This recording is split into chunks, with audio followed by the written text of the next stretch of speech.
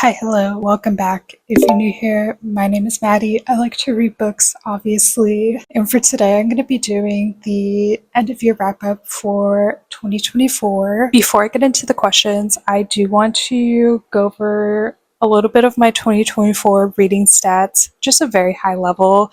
I read 144 books in 2024, which is the most amount of books that I have ever read in a given year. And you may be asking, how are you even able to read that many books in a year? And I'll give you a few reasons why. First, reading is my main hobby. I really don't have very many other hobbies, so I'm able to prioritize a lot of my free time towards reading. Two, I consider myself a relatively fast reader. Also, I typically read multiple books at a given time, so I just cycle through books faster that way. And three, at this point in my life, I feel like I'm a homebody. I don't really have very many friends near me, and I don't really have that many friends in general. But let's get into the questions. I'm pretty sure all these questions came from Destiny Sidwell. The first question, which is the most disappointing book that you read in 2024, which is a loaded question to start this off with. And there's definitely going to be people out there who will love this book a lot more than me, and it just didn't work out for me. Personally, the book is a tribute of fire, and I really thought that I was going to like this book based on its premise and description of it, but I ended up not liking it. The main character is training for this life or death race to lift the goddess's curse that has been plaguing her town, particularly the women of her town. However, the stakes are raised when the main character's sister is also participating in the race. Now, that's the premise of the book, and that lasted approximately like 5% of the entire book.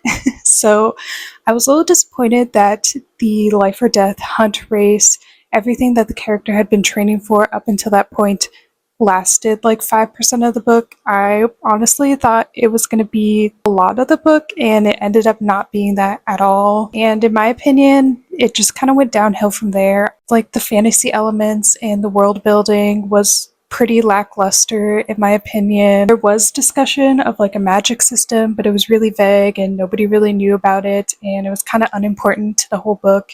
And there's also mentions of dragons that appeared maybe twice in the book and had zero impact on the entire story, or at least in the first book. Maybe they will have a greater impact in the rest of the series, but I'm not going to be reading the rest of the series. And this was a romantasy that had like an enemies to lovers type relationship, except I thought it was kind of insta-lovey, and the whole tension was like knife to throat situations, but it just kept on happening. So I don't know.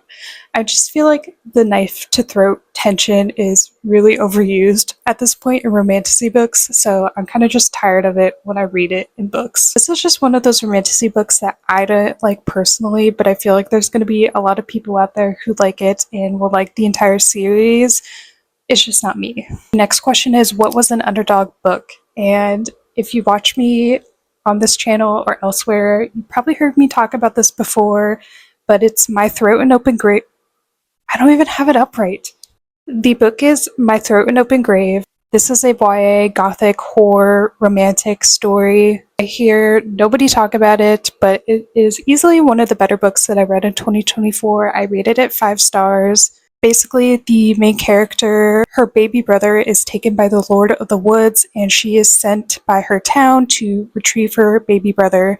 But I feel like this book is so much more than that. It has a lot of gothic elements. It has some horror, but it is YA, so it's not like the scariest thing ever.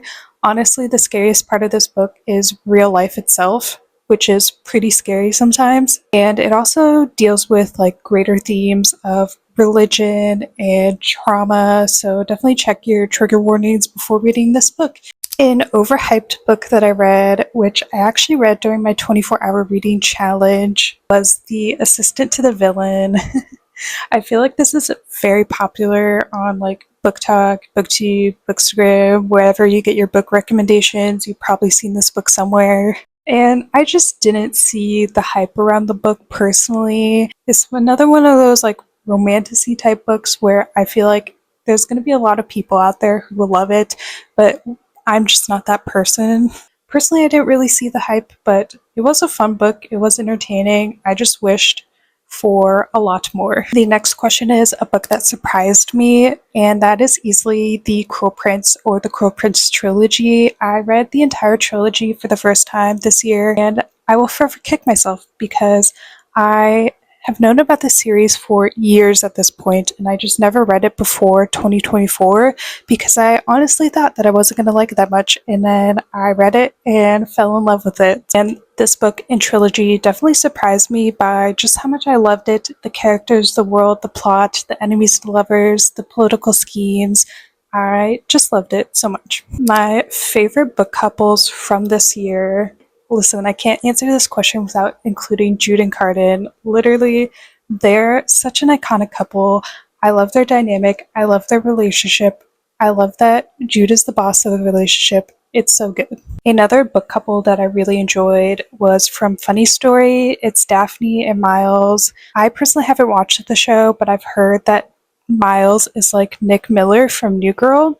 So I will have to watch that show. But I love their dynamic. They were such a fun couple, and I don't know, I just love them. My favorite main characters from this year, one of them is definitely Daphne from Funny Story. I really related to her character and her thoughts and just like the relationship that she had with her dad.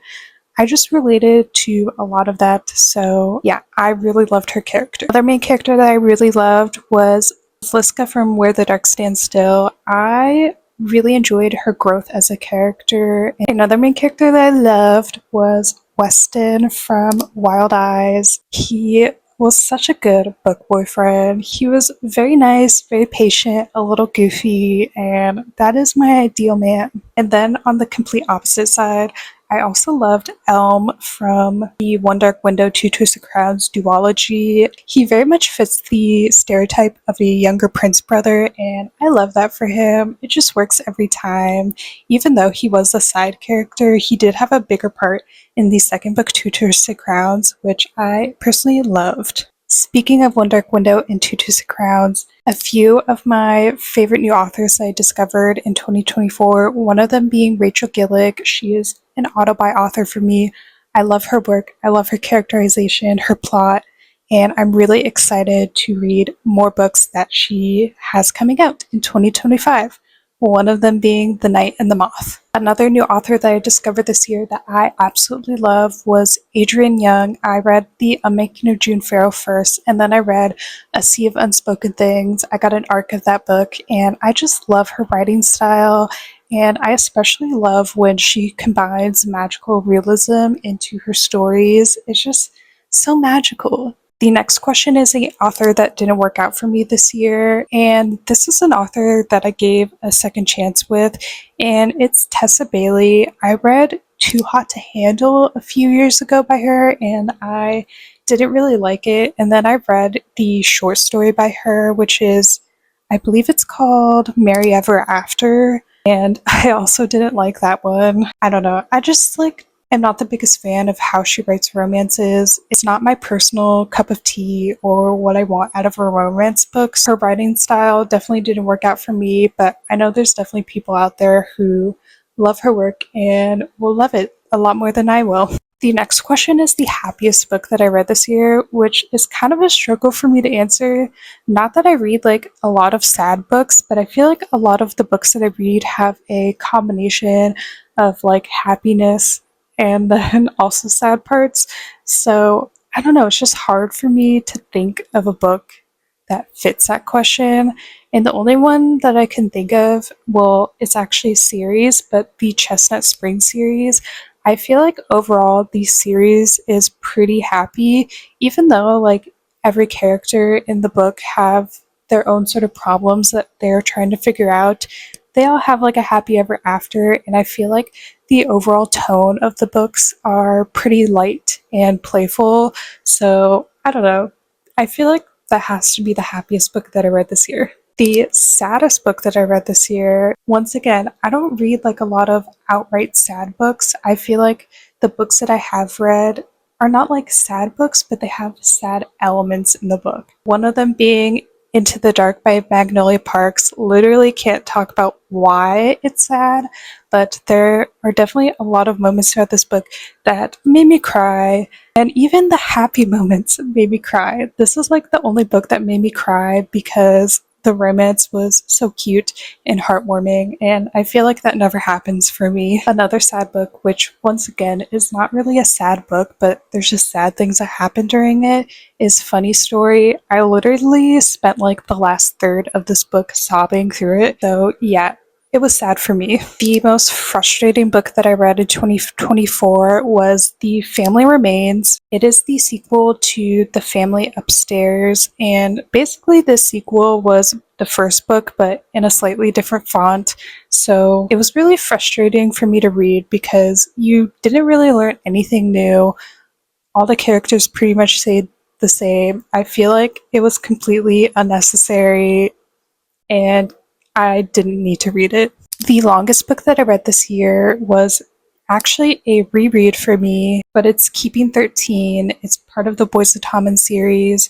I reread the first 3 books so that I could finish Redeeming 6 and Taming 7 this year. It has 937 pages, so it's a long book, but I feel like you can read it really fast because it's mostly dialogue. On the other side of that, the shortest book that I read this year was actually a novella, but it's Drop, Cover, and Hold. It is 47 pages. This is part of the Meet Cute series by Amazon. I did not like that short story at all. The next question is my favorite covers of 2024, and these aren't going to be books that were published in 2024, but just books that I read in 2024. First one being The Great Undoing by Jessa Hastings. This book is gorgeous. Gorgeous, stunning. It's literally an art piece, and the back is beautiful as well. Another one that I loved was Where the Dark Stands Still. I just love the detail of the cover, and it just fits the vibe of the book so well. And then finally, I really enjoyed the cover of Study and Drowning. Also, it just fit the vibe of the book very well. It's very academic, it's very gothic, and it's truly a stunning cover. I also got the special edition of this book for Christmas this year. It has the sprayed edges that are books, which obviously fit the academic vibe of the book. Truly, it's just a stunning book cover, and I love the special edition as well. Book that I haven't stopped thinking about. I haven't stopped thinking about this book because it was truly a traumatic read for me, but it's Juniper and Thorn. I actually really like this book for the most part, but wow, this book is pretty dark. It shocked me a lot, just the things that have happened during it. It is a retelling of the Grimm's Brother fairy tale called The Juniper Tree, but I've never read that fairy tale before, so I had no idea what I was getting into for this book, and that tale does not hold back, and Ava Reed does not hold back either. Truly such a book that made me have so many visceral reactions. I haven't stopped thinking about it because it truly haunts me. The cringiest book that I read this year was easily All by My Elf. I have talked about this a lot on my channel, but I just don't like the 2 main characters hooking up in like a hot dog mobile during a traffic pileup. It's not for me. An unpopular book that I loved. I don't think it's like that unpopular, but I think the average rating on Goodreads is like somewhere around a 3.5. But it's Bunny by Mona Awad. I actually really like this book. I can see why people don't like it because it truly just felt like a fever dream.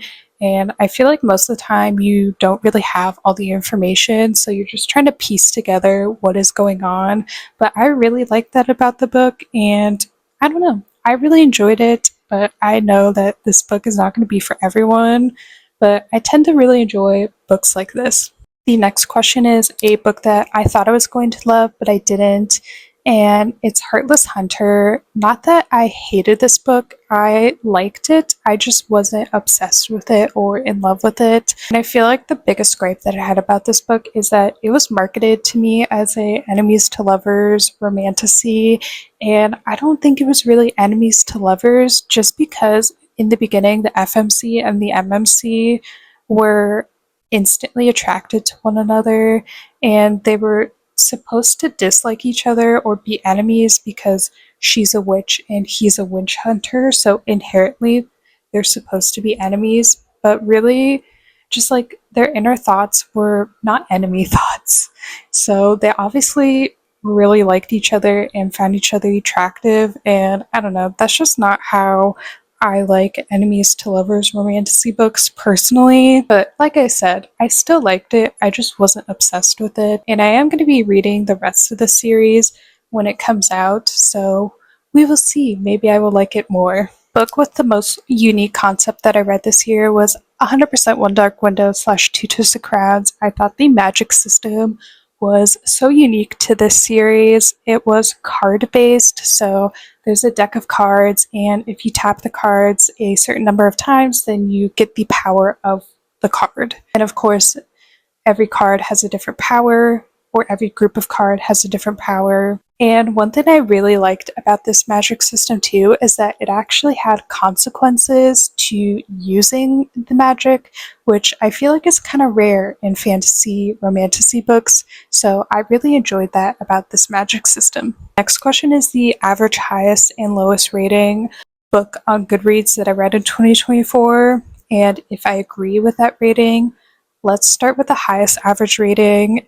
It is a 4.65, and you can probably guess what book this is going to be, but it's A Court of Mist and Fury. And I would say I would agree with that rating. I think I ended up rating that book 4 stars, so I really did like it. And the lowest average rating is a 2.59, which is really low for Goodreads. And this is All by My Elf, which I have already talked about, but I 100% agree with that rating. I did not like that book at all. The next question is books that I read this year that I would reread. I love rereading books. It is one of my favorite pastimes, and I definitely have a lot of favorites in 2024 that I would 100% reread again. One of them being Funny Story by Emily Henry. Another one is One Dark Window and Two Twisted Crowns. I also want to reread None Shall Sleep, the first book and the second book in this series. I believe the third book is being published in 2025, and I just really love this book. It's basically like if Criminal Minds and Silence of the Lambs had a baby, this book would be that child. But it takes place in the 80s, deals with 2 teenagers who were recruited by the FBI to interview convicts and provide insight on cold cases.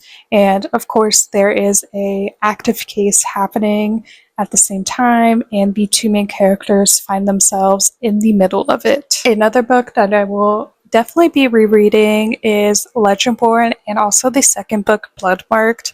I think the third book, Oathbound, is coming out in 2025. I just don't know when yet. I will 100% need to reread the first 2 books because I feel like a lot happens in these books, and there's a lot of terminology and knowledge that you have to remember in order to read the books. So I know I already forgot a lot of it, and I feel like if I read the third book without rereading the rest of the series, I'm just going to be a little bit confused, and I don't want to be confused. Some books that I wish that I got to this year: A Winter's Promise. I honestly don't know too much about this book, but it just seems so magical and possibly fairy tale-like, and I wish that I read it in 2024, but I will be reading it in 2025. Another book that I wish I read in 2024, which was Ruthless Vows. I read the first book, Divine Rivals, years ago, and I just haven't finished the duology yet, and I need to finish it because I actually really like Divine Rivals, and I'm just, for whatever reason, not picking up the second book. And the final question is more of a 2024 reading goal reflection and a reading goal for 2025. In 2024, I had my reading goal set at 50 books, and I very much exceeded that. I read 144 books, and I like to set my goals lower than what I think I'm actually going to read for that year because honestly, I never know truly how that year is going to go, if I'm going to get like a huge reading slump or not. So I don't know, I just don't like to put too much pressure on myself to read like a lot of books all at once. And if I do end up reading a lot of books, it's great and I pass my goal. So I like to set a very, very realistic lower number just so I don't put a ton of pressure on myself because I want to keep reading fun.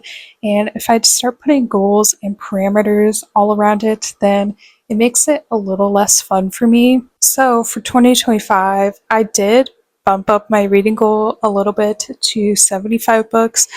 I honestly think I will hit it in 2025 and I will probably read more than 75 books in 2025. But once again, I never know how my year is going to go and what reading is going to be like for me. So we will see, but I feel like I will probably hit that number. But that is the end of my end of year tag, my 2024 reading wrap up. If you made it this far, thank you so much for watching. I really appreciate it. Until next time, I'll see you later.